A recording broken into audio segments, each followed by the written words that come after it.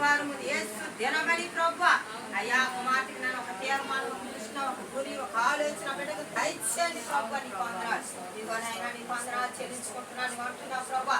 భూలోకంలో నన్ను ఎంతగానో ప్రేమించుదువో పరలోకంలో నేను అంతగా హెచ్చించుదు అంటున్నావు ప్రభువా. నీకు వందనాలు. ఇదిగోనైనా భూలోకంలో ప్రభువా అయ్యా నా నిమిత్తము జనులైన అన్నదమ్ములైన అక్క చెల్లులైన భూములైన ఇండ్లైన సమస్తమును విడిచిపెట్టి నన్ను వెంబడించిన వాడు ఎన్నడూ సిగ్గుపరచబడ్డా అన్నావు తండ్రి. నీకు స్తోత్రాలు ప్రభువా. ఇదిగోనైనా నీకు వందనాలు. యేసు అంటే రక్షణ.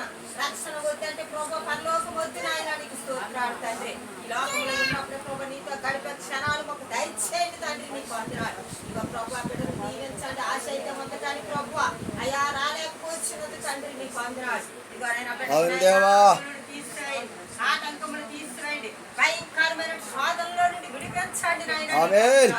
బిడ్డపై మీ హస్తం ఉంచండి తండ్రి. నీకు స్తోత్రాలు. అలాగే నాయన జ్ఞాపకం చేసుకోనండి అయా సంపించిన గర్భఫలాన్ని పెట్టి ప్రార్థిస్తున్నాను తండ్రి.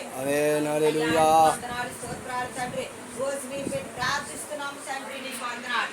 ఇక ప్రభువా యేసుక్రీస్తు ప్రార్థనా మందిరం రిజిస్టర్ ఆఫీసు కొండపైన అయ్యా భయంకరమైన జ్వరాల నుండి విడిపించండి. ఎటువంటి అపాయం ఆపదలు రాకుండా ప్రభువా గృహం చుట్టూ దేవదూతలు ఉంచండి తండ్రి. నీకు వందనాలు. ఆ బిడ్డలపై మీ హస్తం ఉంచండి తండ్రి. నీకు వందనాలు. అలాగే ప్రభు నాని ఇంకోటి జ్ఞాపకం చేసుకోనండి ప్రభువా అయ్యా తల్లిదండ్రులకు మంచి పేరు తెచ్చే కుమారుడిగా మీరు నిలబెట్టినందుకు నీకు స్తోత్రాలు తండ్రి.